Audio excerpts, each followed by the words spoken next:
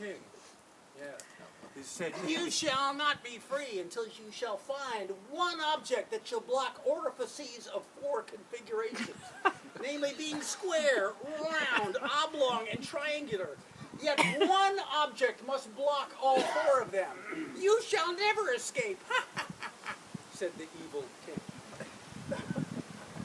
But the princess did think throughout the night, and she thought and she thought, and she rotated geometric figures in her head through the night, and with a broom handle she carved a jolly object that sufficed for all 4 configurations. Yay! And the next morning she confronted the cocky king. "Ah! You shall be prisoner for the rest of your life, for you cannot block the triangular orifice with your object." "No, but you blocked the round. Ah, and the oblong. No. And the triangular. Nay, it is not true, but surely the square cannot be blocked by the same object. Ha, ha, ha. Thou art thwarted."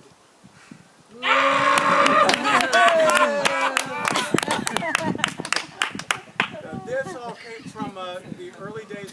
Popular Mechanics used to have the boy mechanic in it, and they would have these things like this that always had stories with them like that. So they just kind of story woodworking. Let's see what else. All right, this is one. I do have one. I have my. You all were fortunate. The axe I got to use the other night belonged to my great uncle, who was I make a living as a TV woodworker. I learned it from my great uncle. He was a radio woodworker back in the 30s. Wow. And nobody's old enough to remember, but he didn't. What they learned was they never had to make a damn thing on the show. It sounds tough, you know, because that's why I show how to do dovetails, but they did it on the radio, so they never made anything. They just did the sound effects.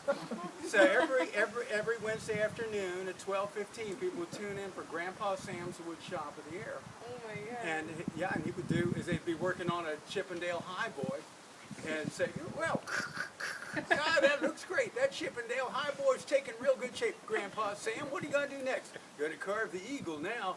Look at that." "Damn, that eagle looks like it's ready to take flight. I'm working on the feathers now."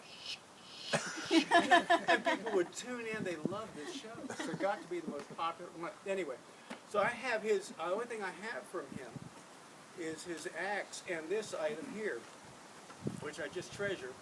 It's broken a little bit because I actually had, you see what it is? Oh, Yeah. wow. And how many pieces of wood? There's pliers on this end, both ends, but you see how many pieces of wood? One piece of wood. Now this was done, a lot of people, you have an axe here. Anybody have an axe I can demonstrate this with? Right behind you on the. Yeah, Barnes. The bad one. Expensive axe. Well, I don't have my grandfather's axe, but I'll show you my great uncle's axe rather. It was much big, you know. It was like a huge broadaxe that he did it with. So I have the axe that he actually used to cut this, make this entire thing with. Now that seems like a challenge to you to do something with an axe like this. Mm-hmm. What kind of? This is a different environment. He grew up in the South. What kind of snakes do you have up here? Do you have snakes? Yes, garter You snakes. have garter snakes? You have venomous snakes? No. You have timber rattlers? Only here So timber and there. rattlers have the fangs where they bite you. Now this all leads up to what happened here. My great uncle he grew up in the South. We have in the mountains down there hoop snakes. Now the timber snake has fangs and he bites you. The hoop snake is a toothless snake. It has no teeth whatsoever. And what it does instead, it has a deadly stinger in its tail.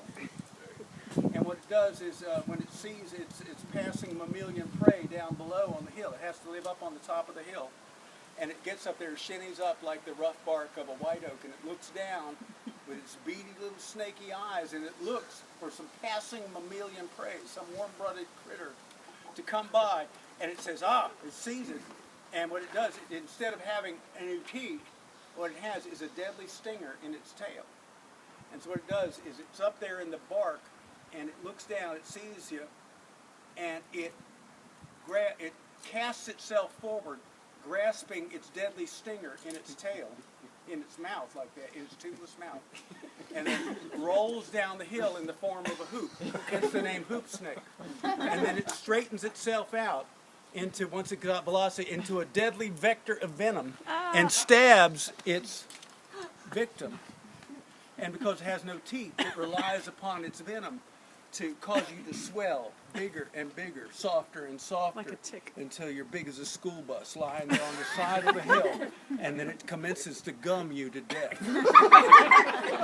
So it's a horrible fate. This happened to my uncle. He was up there in the hills cutting some saplings, and he happened to chopping a tree, and he spotted the hoop snake rolling down the hill after him, and like any fool, he started to run downhill, which is certain death. But he slipped on a wet spot he had just created, and he slipped down. And as the hoop snake straightened itself out into its deadly vector of venom, he slipped down, grabbing a sapling and pulling it down, and so bang, it was the sapling that took the venom of the hoop snake instead of my great uncle. And indeed, it was that sapling that started to swell bigger and bigger, softer and softer, until that sapling lying on the side of the hill was as big as a school bus, lying there just soft as it could be. Well, he took his axe and chalk line and laid it out, so I'm going to take advantage of this opportunity. He started chopping into that soft wood with his axe, chopping away, chopping out a ball, chopping out a cage, chopping out inside the cage, chopping around, waiting until that venom started to fade out a little bit in that sapling. He stepped out and it shrank on down, until it is what you see before you, and your eyes don't lie. There it